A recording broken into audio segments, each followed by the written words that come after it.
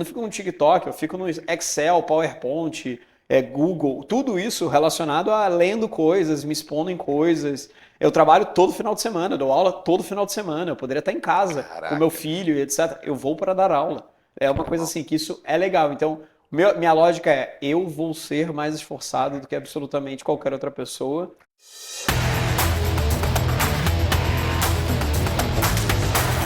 Seja bem-vindo ao Hypercast, o podcast da Hyperbrands, controladora de micro franquias de alimentação aqui no Brasil. E hoje estou com Felipe Atab, Prazer. grande. Obrigado. Felipe Atab, eu vou falar aqui, cara, fundador For Equity. For Equity, isso aí. For Equity é um fundo de venture capital em marketing, mídia, né? Isso aí. Mais ou menos nessa linha, tô falando certo? Tá falando Atab? certo, tá sim. O Atab também foi diretor de marketing da Ambev, caraca, CMO da Stone. Caramba, só empresa grande, com certeza vocês conhecem essas empresas. E foi nomeado um dos maiores profissionais de marketing do país pela Forbes. Pô, Tão caramba, mentindo. que mentira. peso, hein, velho? Que animal. Atab, muito legal te receber aqui, cara. Obrigado, Acho que cara. como a gente estava falando, pô, a gente admira bastante o seu trabalho. Obrigado. Acho que você é um dos profissionais mais relevantes do nosso país, das mentes mais brilhantes, que conecta marketing com matemática e faz toda aquela... Depois você vai falar um pouquinho da Forex pra Boa. gente, que eu acho genial o que vocês estão fazendo. Obrigado, cara. Mas, cara, eu queria puxar um pouquinho lá de trás. Queria que você contasse a tua história aí, como... De onde vem, cara, esse modelo de estudo que você aplicou na sua vida? Quem te inspirou lá de trás? Foi avó, foi vô, foi pai, foi mãe? Como que nasceu o Atab? Qual que é a estrutura ali, boa. cara? Cara, vou contar dos primórdios, então. Isso. Eu tô com 34 anos, eu tô aqui em São Paulo há 11 já, então se pegar minha vida útil mesmo, eu tô muito mais em São Paulo do que em qualquer outro lugar, mas tendo morado e vivido em Niterói, que é uma cidadezinha próxima do Rio, ali, que é quase o interior, tem Você nasceu no Rio? Eu nasci em Niterói, na verdade. Caraca. Eu nasci em que Niterói, com uma cidadezinha de 750 mil habitantes, mais ou menos ali, que Uhum. depois da ponte Rio e Niterói, né, que você tem ali, Uhum. minha vida foi uma cidade, entre aspas, de interior, vamos colocar assim, né? Então, eu sempre vim de uma família classe média, nunca tive tantos rampantes assim na vida, então, cara, aquela classe média brasileira que é a classe média mesmo, Uhum. passa a necessidade, em outro momento tá um pouquinho melhor, mas passa a necessidade, então a gente teve uma lógica muito legal ali. E uma coisa da minha vida, assim, cara, eu sempre fui um péssimo aluno, tá? Em tudo, assim. Não fui Sério? bom, eu nunca fui bom em nada, assim. Eu não era bom na escola, não era bom meio que em nada relacionado Jogava a... futebol? Cara, eu era bom em esporte, mas eu era mediano, assim. Eu era médio em Uhum. várias coisas, eu não era bom Você em... era o último a ser escolhido? Não era o último a ser Não, escolhido. não era nesse nível. Eu era o mediano mesmo, assim. Eu não era ruim em nada, mas na escola em si, matemática e outras coisas, eu era péssimo, assim. Não era um cara muito bom do ponto de vista de estudo. Porque eu nunca me conectei com a forma de estudar da escola, assim. Tá. Por exemplo, puta, sentar a bunda, ler um livro e olhar aquilo na dinâmica mais tradicional da escola, cara, nunca me pegou. Nunca, assim. Absolutamente nunca me pegou. Eu repetia em quase tudo, assim, era um negócio, eu nunca repeti de ano, mas eu ficava em recuperação final, ficava depois. Eu brinco com o meu avô, ele fala que eu repeti a primeira série, só que não deixaram eu repetir a primeira série e me passaram para a segunda. Porque assim, eu tinha muita dificuldade, real, assim, eu tinha Caraca. absolutamente muita dificuldade. E era uma coisa que eu não entendia o porquê. Hoje eu não sei nem porquê, para te falar a verdade, tá? Se é dislexia, o que que é, mas o Uhum. que que eu aprendi nessa jornada, assim? Quando eu estava no ensino médio, não vindo de uma família tão abastada, tão rica assim, eu falei, cara, ou eu vou dar certo por mim mesmo na vida, ou ferrou. Sim, vai ser uma coisa muito difícil de eu conseguir viver essa lógica. E eu sempre tive dentro do meu pai um cara muito foda assim de empreendedorismo, porque o cara, ele veio de uma família muito rica do Rio de Janeiro, o pai dele foi presidente do INPI, foi Caraca. ministro, foi coisas Uau. muito relevantes na época do governo de Geisel, assim, então o cara foi realmente muito relevante dentro do governo, então ele teve uma vida muito abastada, mas meio que a vida entre eles dois nunca foi fácil, né? Entre pai e filho Aham. ali, etc. Eles acabaram brigando muito cedo na vida e meu pai acabou saindo muito cedo de casa na vida. Casou com minha mãe, que era uma mulher de Niterói, da família de Niterói e tudo mais. Ele era tijucano. E a história em si é... Cara, meu avô, na época dele, o cara fez duas faculdades ao mesmo tempo, o cara fez administração e direito. Foi o que você acabou fazendo. Eu fiz Depois. depois, exatamente. Então, assim, eu nunca tive contato efetivamente com meu avô por parte de pai. Eu sempre tive contato com meu avô por parte de mãe, que é a família da minha mãe que me criou e criou Tá. absolutamente todo mundo. Cara, e meu avô, chegando lá na história por parte do pai, cara, meu avô foi alfabetizado pela minha avó. Ele não tem a quarta série. Ele consertava máquina de lavar e geladeira. Assim, eu ia com ele na casa das pessoas consertar máquina de lavar e geladeira quando eu era Você criança. ia junto? Eu ia junto e tal. Assim, quando eu olho, eu falei assim, cara, eu acho que eu fui um privilegiado, porque eu tive a visão da vida do meu pai de ter tudo na vida e ser um grande empresário, empreendedor e etc. E a família da minha mãe de ser uma pessoa, cara, a galera consertava máquina de lavar para sobreviver. Então, assim, eu conseguia ver uma realidade de vidas muito com um desvio padrão muito grande e que eu acho que tem pouca gente que tem essa possibilidade, assim, de conseguir viver esses dois mundos É e entender verdade. que não existe nada de um lado, talvez é muito difícil de você conseguir quebrar barreiras e do outro lado você não consegue nem entender o que que a turma vive porque você vive uma realidade completamente diferente. Assim, acho que de 220 milhões de habitantes que a gente tem no Brasil, cara, 95 ou 97% tem renda familiar, menos do que 10 mil reais por mês. Então, assim, o país é um país pobre. O país é um país de dificuldades. O país é um país Exato. muito mais complexo do que tudo.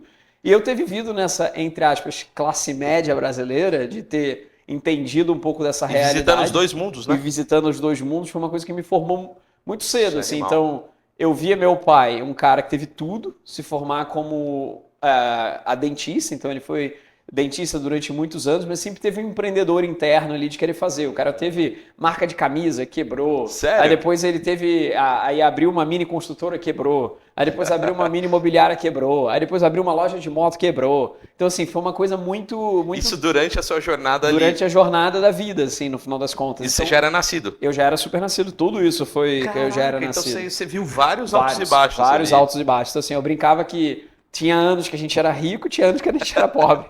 E a gente meio que mesclava essas Aham. coisas, mas a família da minha mãe sempre manteve uma base muito estável, mas uma base muito baixa. Então, o que que eu me formei? Quando eu olhei ensino médio, etc., eu falei, cara, ou eu realmente vou ser alguma coisa na vida e vou botar a cara ali, vou fazer um negócio acontecer, ou eu vou continuar sendo péssimo aluno que vai viver numa vida não tão estruturada dentro desse contexto e vai ser muito difícil de eu ser alguma coisa. E cara, eu não sei o que que foi, tá? Mas assim, virou uma chavinha interna no terceiro ano do ensino Legal. médio ali de falar, cara, eu vou ser um paranoico, eu vou ser um psicopata mesmo desse negócio de estudar, Vou de me pra cima. planejar, de vou pra cima. Eu sempre gostei muito de um lado mais de estratégia, por incrível que pareça. Eu não era bom em muitas coisas, mas uma coisa eu era bom pra caralho. O que eu era bom pra caralho era joguinho de videogame, cara. Era maluquice, assim. E tinha um jogo na minha época, eu com 34 anos, não sei se aqui em São Paulo, em outros lugares tiveram fenômenos das lan houses. Que a Sim. galera ia pras lan houses, ficava jogando, Counter-Strike. Counter-Strike, etc.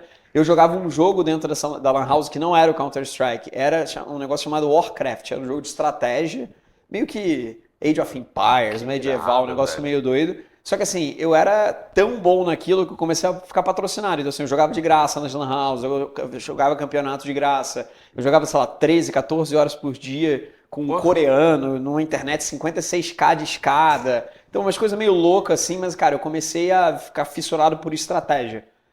Eu mensurava o tempo que eu tinha que ir nos lugares. Era uma parada tipo de Puta, que estratégia mesmo, animal. E do nada 100%. isso, assim, tipo, no Do terceiro nada, ano do ali, nada. tipo, Não, isso foi virou. menos do terceiro ano. Foi assim, da oitava série até o terceiro Estamos falando ali ano, de 2002, menos até, 2004, cara. menos? Menos ainda. Anos 2000. Isso foi tipo 2000 até 2002, ali, Caraca, 2003. nesse intervalo ali. É, no Tava intervalo, muito assim. alto esse lance das lan Tava houses. muito A alto gente esse fazia lance. corujão, né? Puta, pra caramba, Era virada animal, e o é. caramba. Então, assim, eu comecei a ficar muito bom em estratégia e no terceiro ano eu falei, cara, é isso que eu gosto, vamos pra dentro.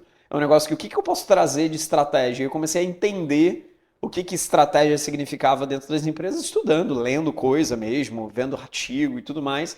E eu descobri que era muita coisa relacionada à administração e muita coisa relacionada a marketing dentro desse lado. Então, quando eu fui para dentro começar a estudar loucamente, eu vi que aquilo é o que me conectava. O lado do empreendedorismo é o que me conectava, o lado da estratégia era o que acabava me conectando.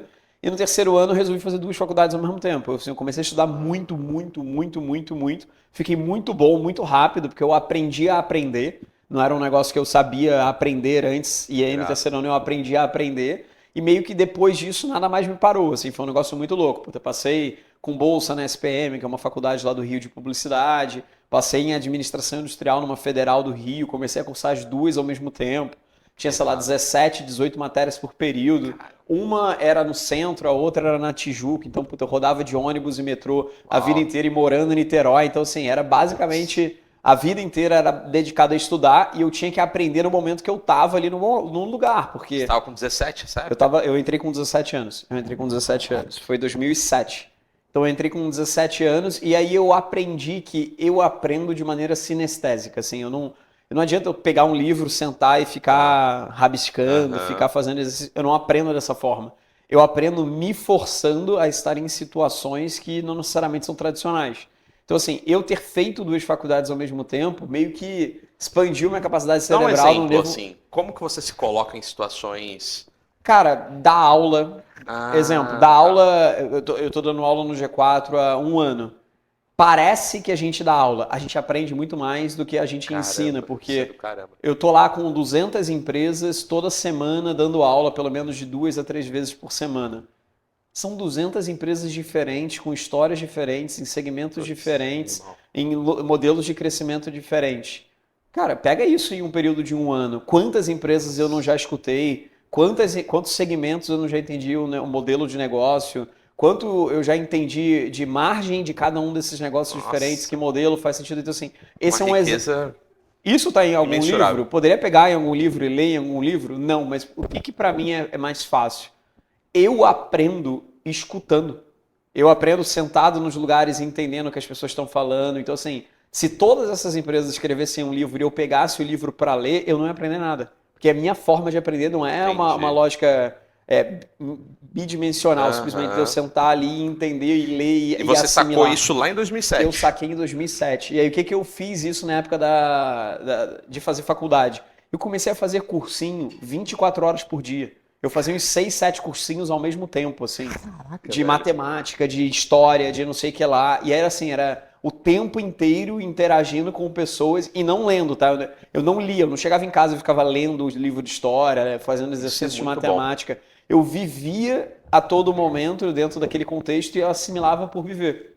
O que eu descobri, tá? Aí eu descobri depois. Eu fiz teste de QI depois, tá? Eu sou considerado meio que fora da curva média ali em termos de capacidade de aprendizado e tudo mais. Acho que, se eu não me engano, eu tenho QI de 142. Nossa, a média é 116, 120. Assim, se você pegar a média do Brasil é 90. É um negócio bem baixo. Acho que, na verdade, assim. 116 é o meu. Então... Mas aí o que eu aprendi desse negócio cara, eu tenho uma inteligência sinestésica, assim. Eu realmente aprendo muito rápido e eu preciso viver aquilo para aprender muito rápido. Funciona a escola para mim? Não funciona. Mas eu vivendo aquilo ali dentro e, assimilando de maneira muito rápida o que o professor está falando, o que os outros alunos estão falando, eu gravo num HD aqui interno e não sai. E sai, assim. Então, eu consegui ser muito bom dentro da faculdade, porque eu me forçava a 24 horas por dia, ou dentro de um ônibus, van, trem, etc., lendo alguma coisa, algum artigo, alguma coisa, ou dentro das faculdades, porque eu ficava 10 horas dentro das faculdades, 5 horas em uma, 5 horas na outra, o dia inteiro vivendo e lendo e fazendo. Então, cara, eu fui considerado o melhor aluno das 2 faculdades, eu tive um coeficiente de rendimento super alto, assim, uma acho que foi 9.2, a outra foi 9.4. Cara, basicamente eu tirava 10 em absolutamente todas as matérias, o que eu era ruim de matemática, eu gabaritei 10 em todos os cálculos de administração que tem. Então, é uma coisa meio louca, assim, porque eu aprendi a aprender e eu sou extremamente competitivo. E por ser extremamente competitivo, começou a virar um negócio que meio que eu comecei a fazer. Então, eu não trabalhava porque eu não tinha tempo, eu estudava. Um dos diretores de uma dessas faculdades me viu e falou, cara, vou te ajudar. Ele pegava o dinheiro do bolso dele, que eu lembro até hoje, que era R$400. Ele pegava 450, ele pegava o dinheiro do bolso dele, pagava para eu ser estagiário dele. Então, um cara, sei lá, que devia ganhar 30, 20 mil como diretor de uma faculdade, pagava R$400 para ter lá um cara que trabalhava para ele, que para mim era muito bom, porque eu tinha uma experiência muito grande, e para ele era muito bom, porque ele tinha alguém do lado para fazer algumas coisas. Carlos Alberto Messer era o nome dele, um cara incrível, enfim, foi decano de uma universidade federal do Rio de Janeiro chamada UFRJ. Foi Carlos Alberto Messer. Esse foi o primeiro cara que me contratou e que deu a oportunidade. Cara. Genial esse cara. E ele é meu amigo até hoje, assim, ele tem, eu acho que 1,80 e alto, então assim, ele é meu amigo até hoje, é um negócio super legal e tal. E foi uma coisa muito boa, cara. A gente deu consultoria pra Globo, a gente deu consultoria pra Coca-Cola, a gente deu consultoria Nessa época? nessa época, Uau. consultoria pro Grupo TV1, que é um grupo de publicidade aqui de São Paulo super Da grande. hora.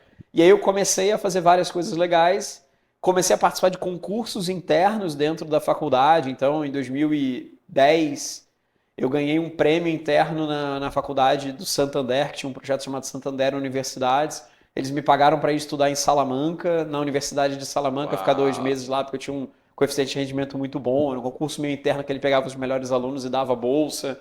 Eu concorri num concurso interno da PepsiCo Internacional com um plano de marketing. A gente ganhou como o melhor plano de marketing em 2011 no mundo inteiro. Uau. Foi para Washington receber o prêmio. E aí, cara, só começou, assim. Que legal. Eu fui fazer, eu sou realmente competitivo, então assim, vou brincar assim, vamos jogar um para o ímpar aqui, eu vou perder. Na segunda vez que você for jogar para o ímpar comigo, eu vou ter estudado tudo de para o ímpar, eu vou te dar estatística, eu vou ver isso aí, e a tua probabilidade de me ganhar vai ser muito menor do que da primeira vez. Porque é meio que aficionado por aprender, por me melhorar e tudo mais. Isso. E aí, cara, eu tive uma oportunidade legal, porque uma das amigas minhas, que era de Niterói, que estudava comigo numa das faculdades, entrou na Ambev. Ela falou assim, cara, tu tem o maior perfil da Ambev, vai lá fazer o processo seletivo, acho que vai dar um samba legal.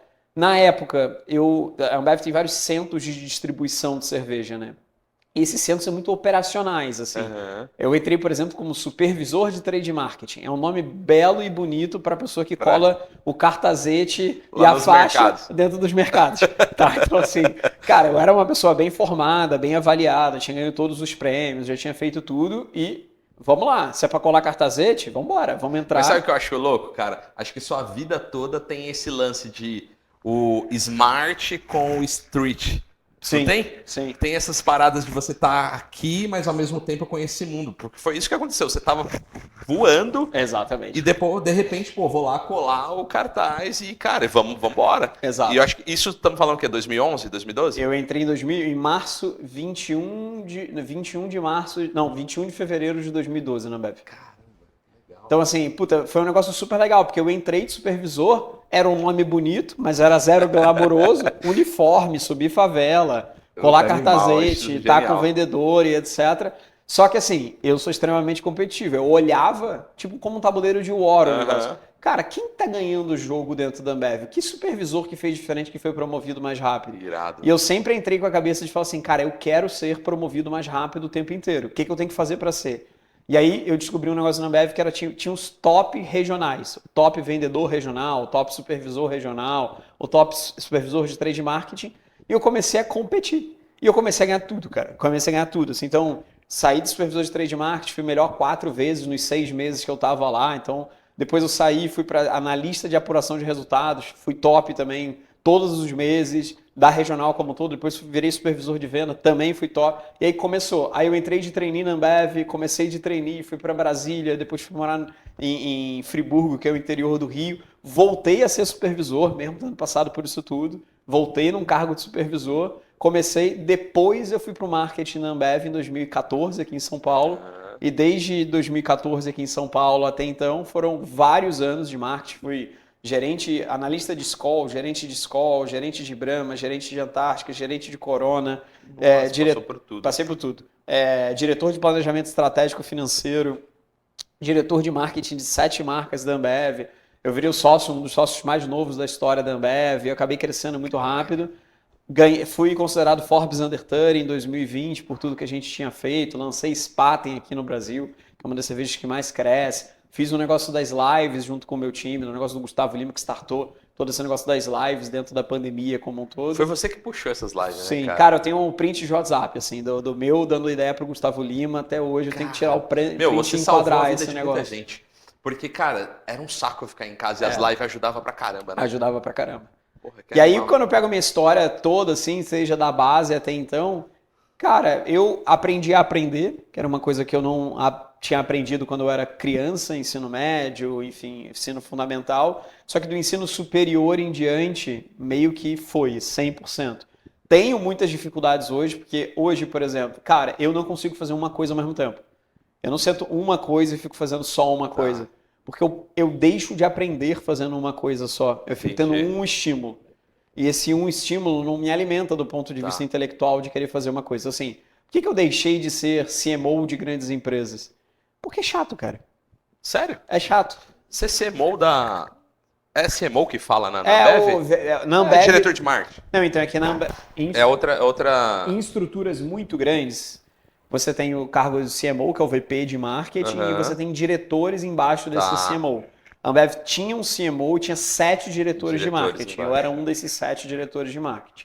No caso da Stone, eu era o CMO e E tinha os eu tinha os diretores. diretores embaixo. Ah, Então, tá. assim, é uma estrutura hierárquica um pouco diferente, mas em termos de relevância, eu tinha muito mais relevância em termos orçamentários, entre as coisas, sendo diretor da Ambev do que sendo CMO da Stone. Ah, Porque em termos orçamentários é muito é? É, muito diferente, são diferente. coisas muito, muito diferentes. Aham. Mas é uma posição maior, numa empresa muito menor, então são Aham. coisas legais.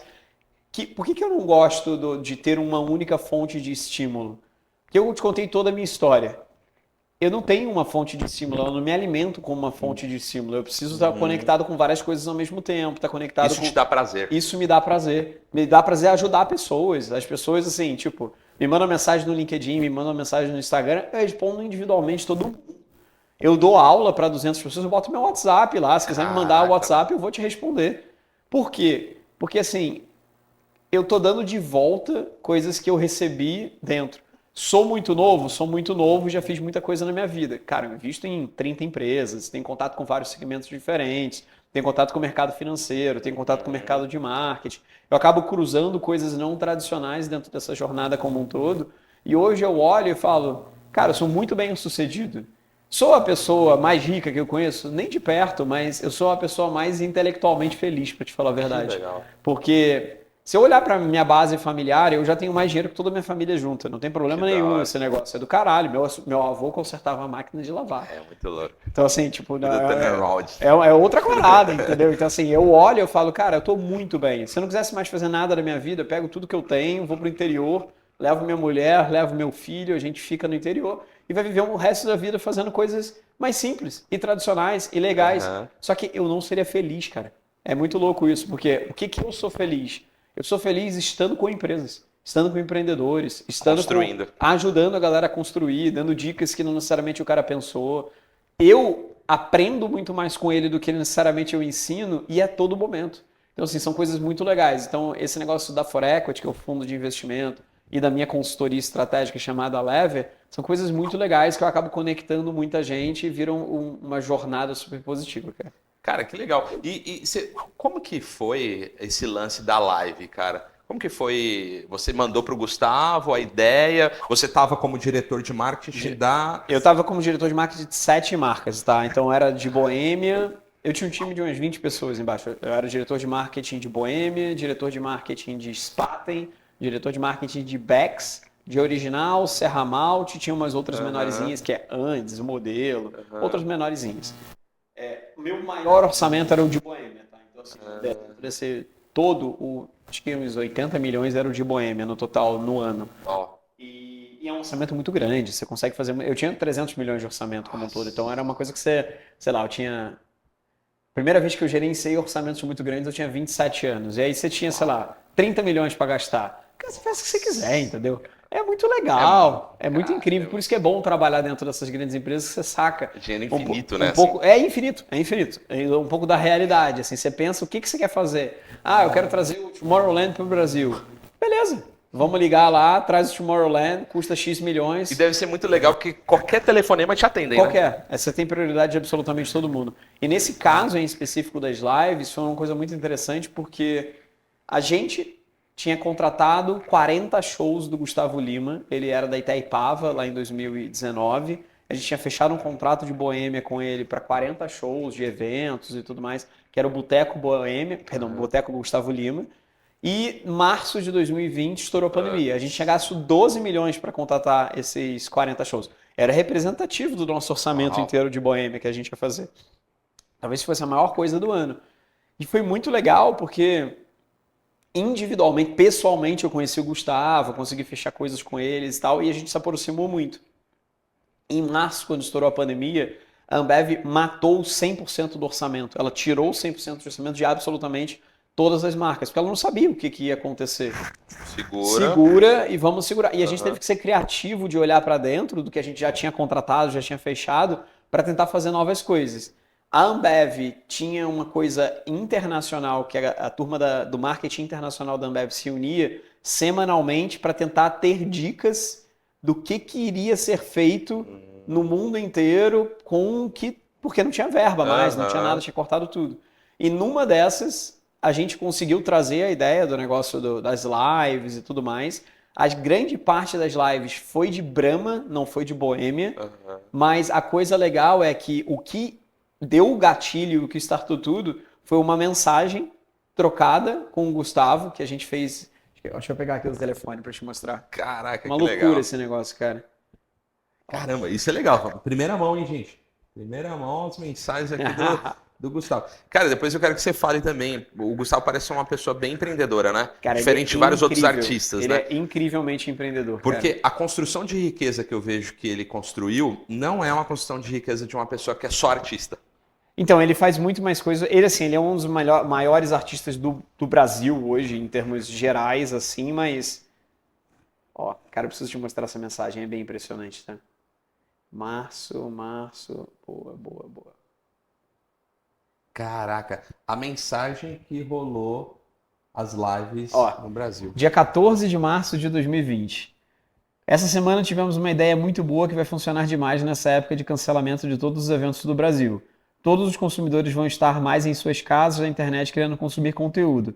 Por que não fazemos o primeiro show live stream do Brasil diretamente da sua casa? Seria um boteco, que é o nome do evento dele, mas na internet, com você fazendo para todos os seus fãs que estão pelo Brasil inteiro, em casa, por a lógica do coronavírus. Ia ser foda. Bora, ele falou, toda hora, top, fazemos uma transmissão pelo YouTube. Foda. Aí dia 18 de março, aí, beleza.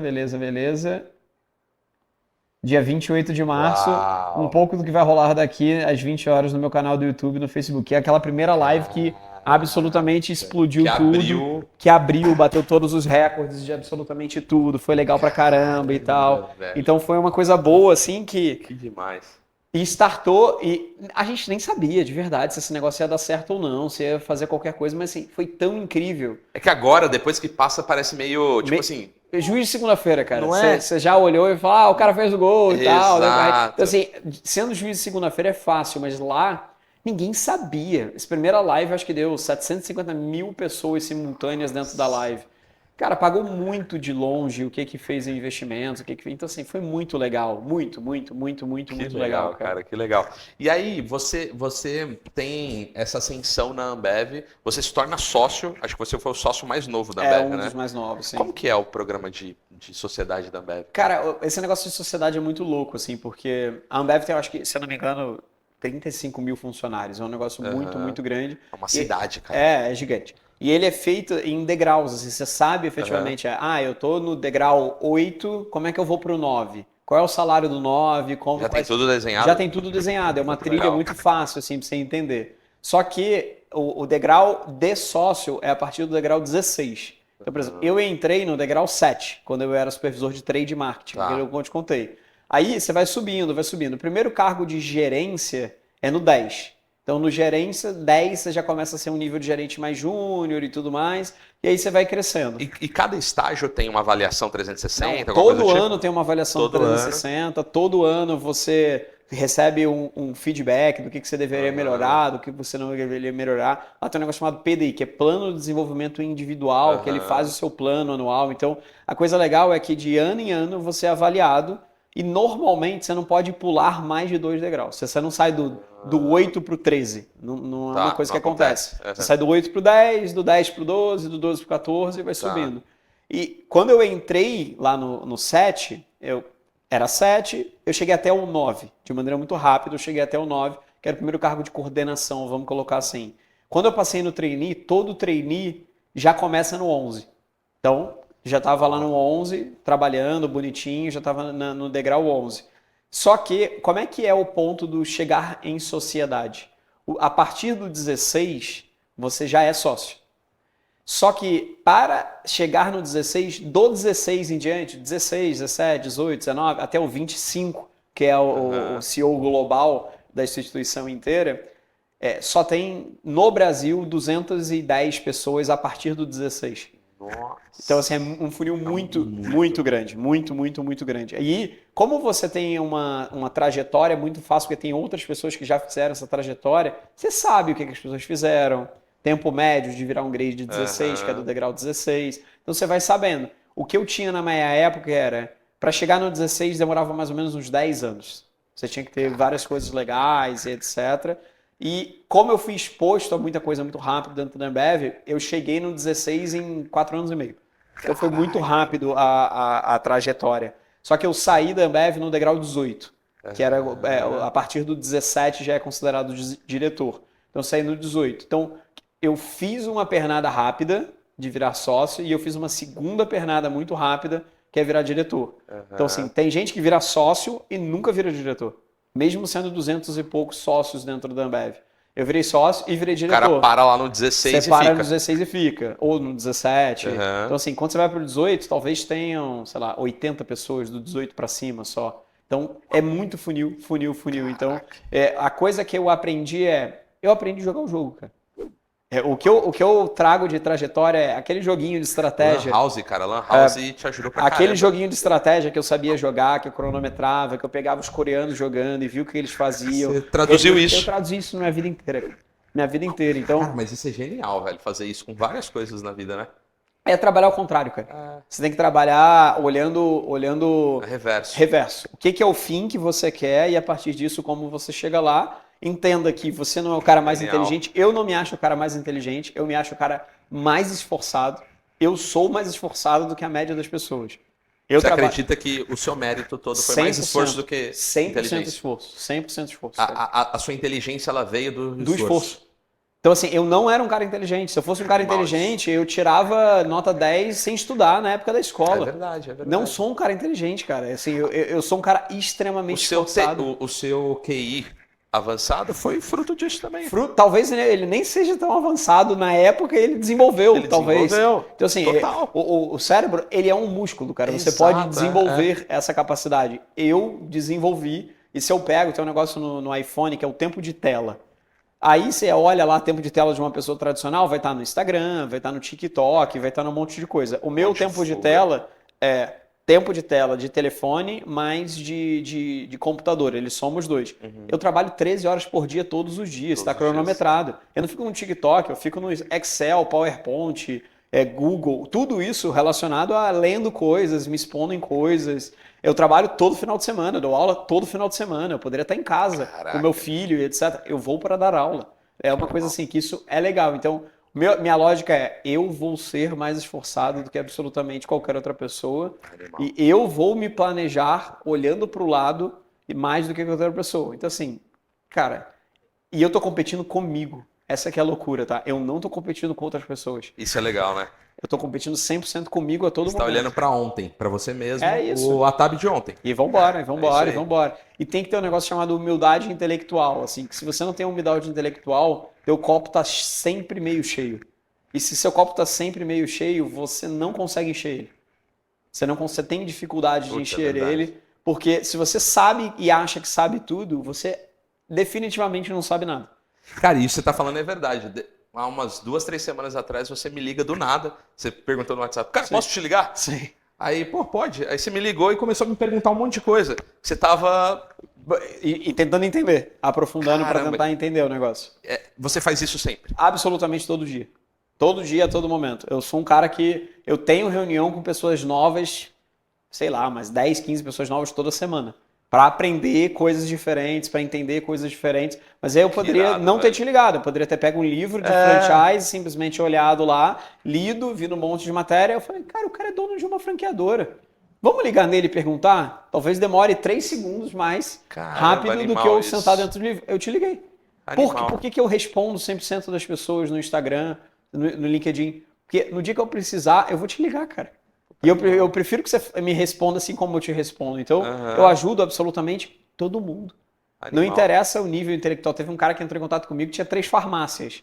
Cara, eu tenho 3 farmácias, você pode me ajudar? Eu falei, eu topo. Entro numa ligação contigo, eu te passo a minha visão do que eu acredito. E eu aprendi um monte de coisa do mercado de farmácia que ele que me ensinou. E aí eu já sei replicar isso. Então, a minha vida cara, é humildade intelectual de só pergunte para as pessoas. Tem muita gente que está fazendo e tem muita coisa que não necessariamente está nos livros. Esse Brasil é feito de empreendedores que estão vivendo o negócio. Riquíssimo. O negócio de micro franquia que vocês fazem, que é super legal, é um microempresário. Ele está ali no dia a dia, ele talvez nem saiba tudo que ele está fazendo, mas tem gente que dá muito certo, tem gente que dá muito errado. Vocês, como franqueador, e eu sou dono de uma das franqueadoras aqui do Brasil, que não tem nada em relação ao alimento, mas é de marketing, o nosso objetivo é ensinar os empresários que estão pagando ali taxa de franquia, royalties, a gerir melhor o negócio deles. Porque, teoricamente, a gente sabe gerir melhor o negócio dele do que ele mesmo. Então, se a gente ajuda eles, a gente move o Brasil, cara. A combinação perfeita. Combinação perfeita. Cara, e aí você tá feliz lá na Ambev e, cara, foi uma headhunter que falou, ficou te provocando, como foi? Para sair da Ambev e ir pra Stone? Eu fui considerado Forbes Under 30 pela Forbes lá no caso da Ambev. Foi em 20. Foi em 2020, exatamente. E isso traz uma exposição muito grande também, no final das contas. Então, quando você pega a Stone, quando eu fui para a Stone, foi em fevereiro de 2021 que eu fui para a Stone.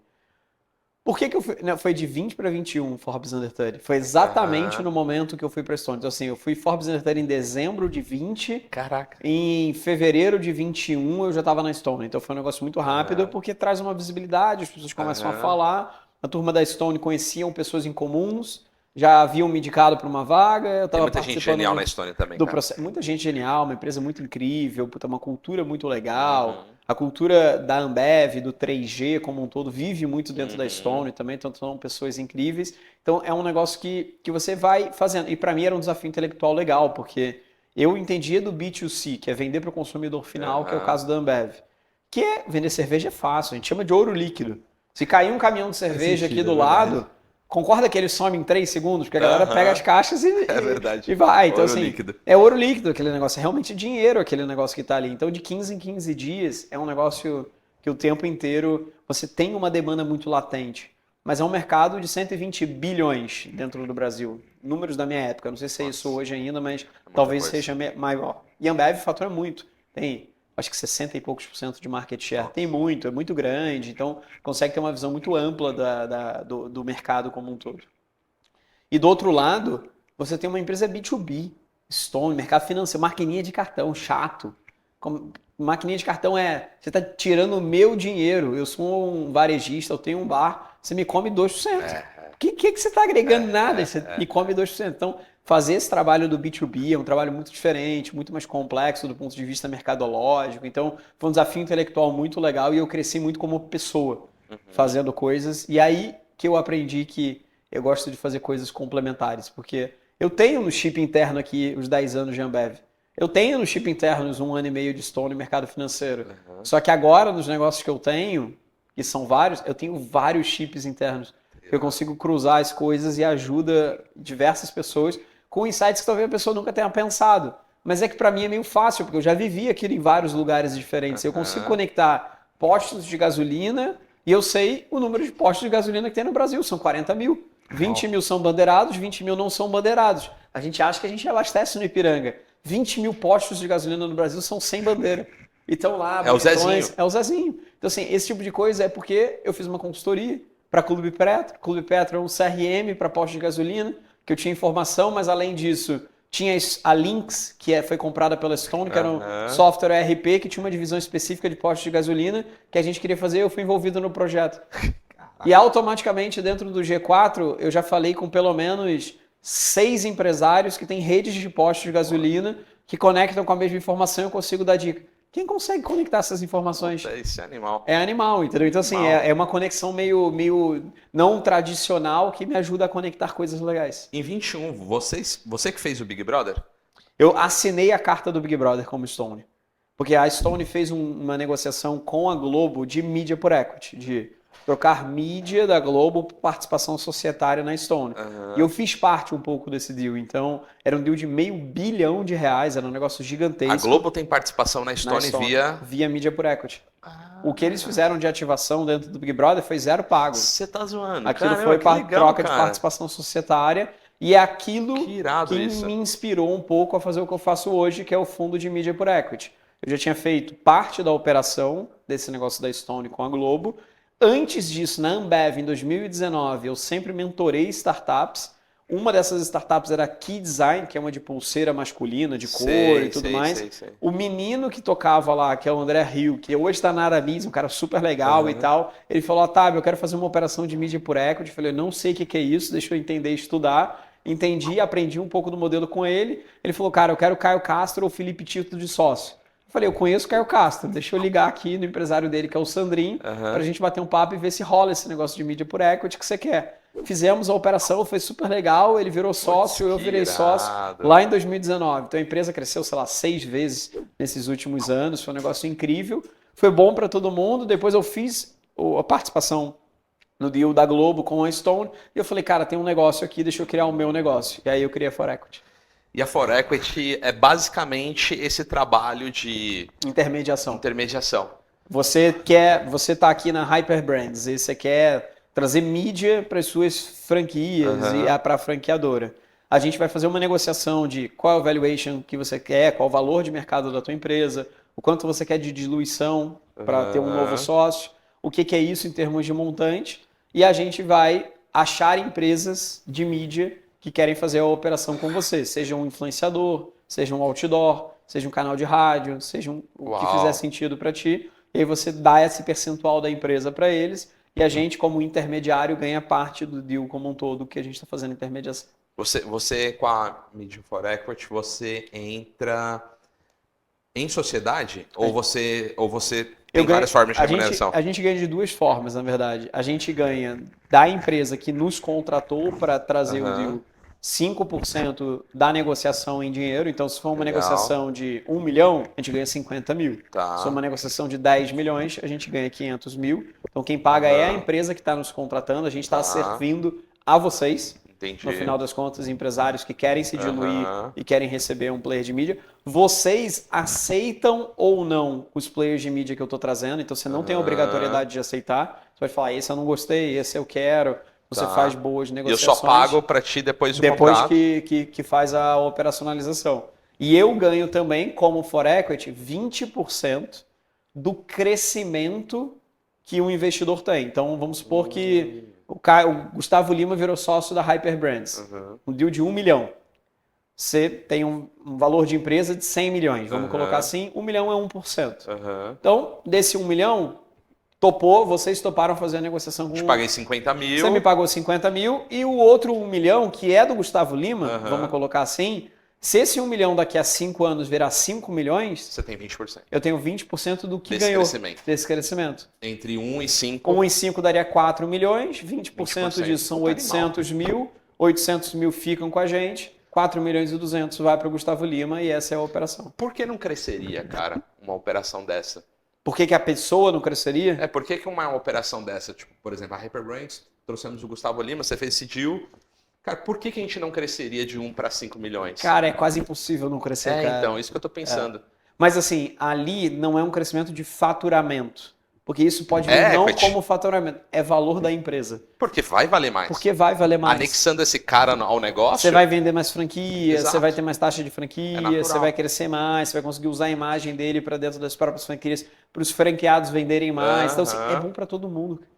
É bom para... A gente já fez 22 negociações até agora com empresas super legais. Nunca fiz de uma franqueadora, porque o modelo nunca casou. Acho que é difícil ter valuation também de empresa franqueadora e tal. A gente faz muito com startup, que tem sempre marcação de valor de mercado ali. E a gente acaba conectando as coisas, cara. Cara, a gente está trabalhando nisso, assim, cara. Eu tenho conversado bastante com o pessoal da Aldas. Da Aldas, o Julian é incrível. O Julian, porque a gente quer, no setor de franchise, começar... que o mercado olhe com a gente com mais governança, assim, sabe? Precisa. Para poder bastante. a gente conseguir falar, cara, eu valho X. Isso. Agora com essa ação eu valho Y. Para a gente conseguir ter mais acesso a capital e ter acesso a essas oportunidades. Exatamente isso. É incrível.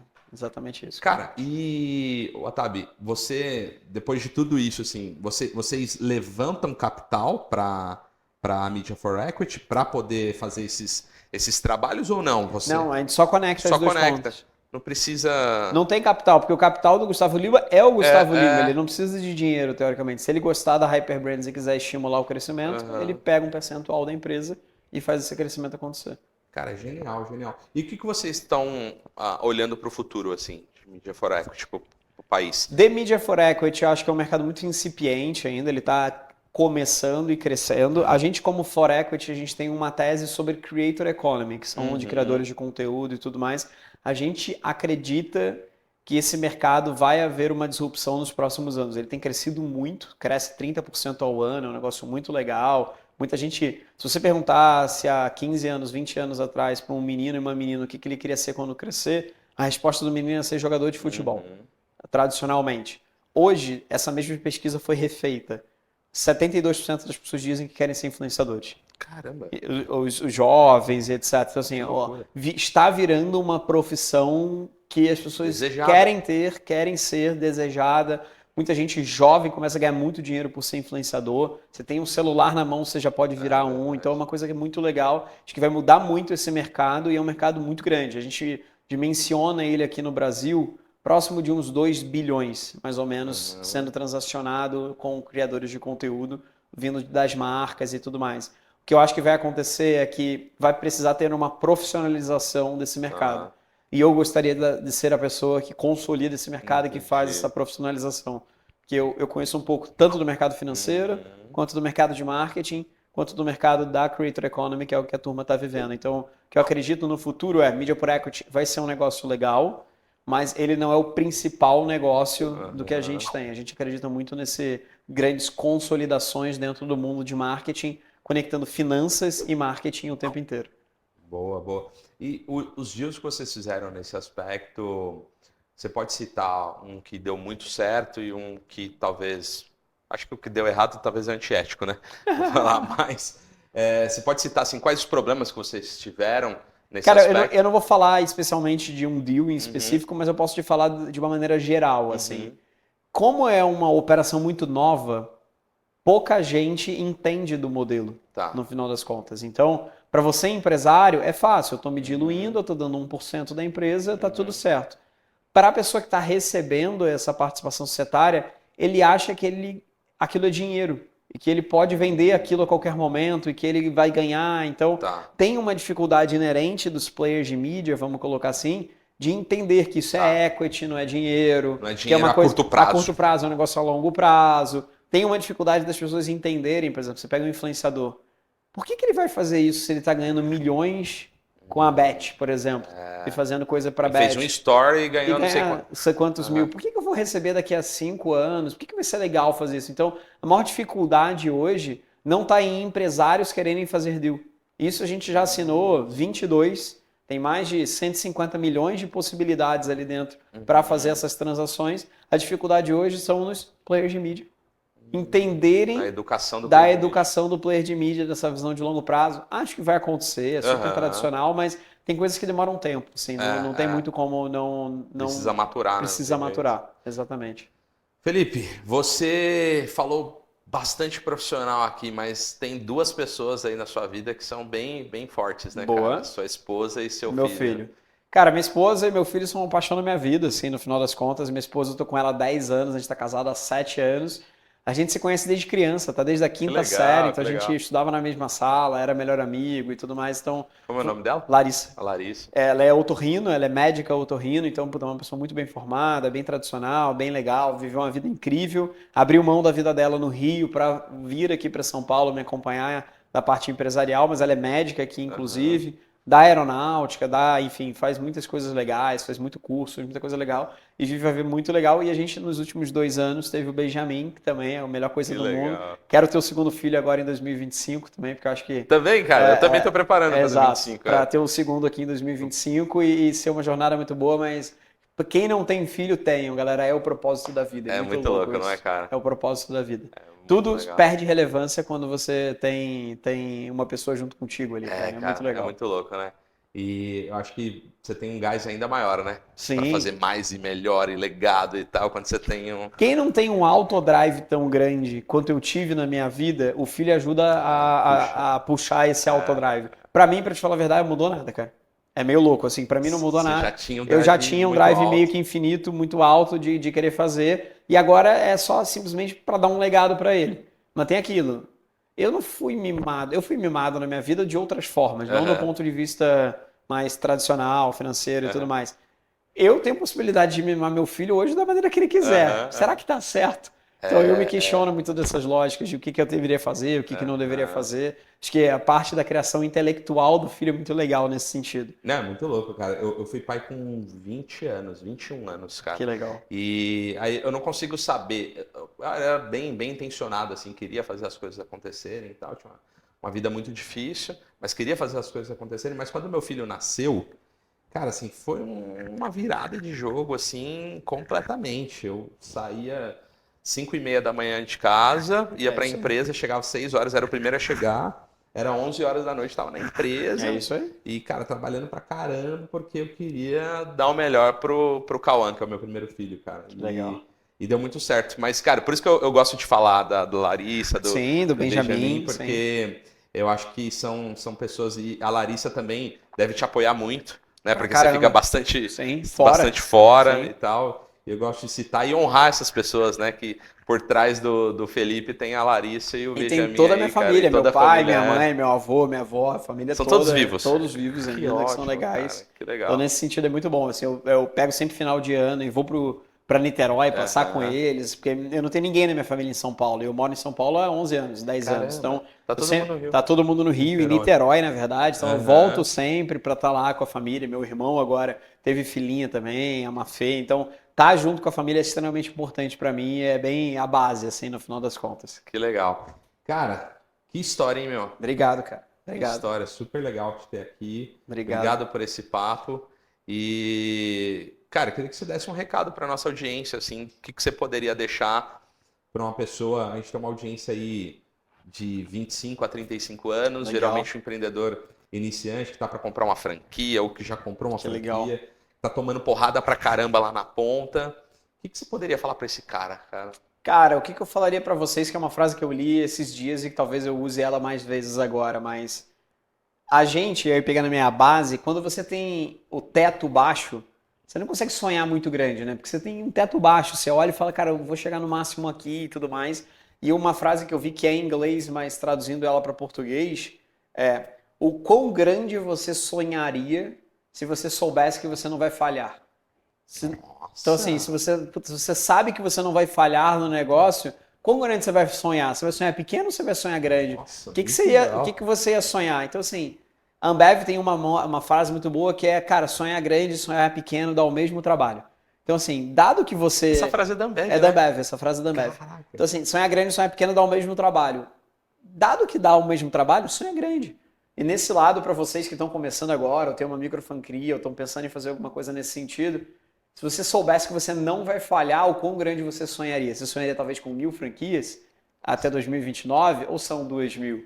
Eu não sei o quanto dentro desse lado. Então, assim, o ponto é, a gente se restringe muito mais do que qualquer outra pessoa nos restringe. Tá tudo dentro aqui. Então, se você tem a capacidade de olhar e falar, cara, eu vou. Eu sei que vai dar errado. Eu sei que vai ter um monte de problema nesse caminho. Mas você consegue ultrapassar todas as barreiras que são necessárias. Eu ultrapassei, muita gente ultrapassa. Então, no final, assim, não é nem frase de coach, porque eu não gosto muito dessa lógica, mas, assim, depende muito de vocês, galera. Só depende de vocês, assim, de correr atrás e de querer fazer. Eu tive grandes dificuldades intelectuais no início da minha vida, talvez até os 17 anos. E eu consegui ultrapassar elas e é incrível hoje. Então, no final das contas, o quão grande você sonharia se você soubesse que você não vai falhar, que você não vai falhar nesse sonho. Então, só sonha, cara. Felipe Atab. Obrigado. Esposo da Larissa, pai do Benjamin.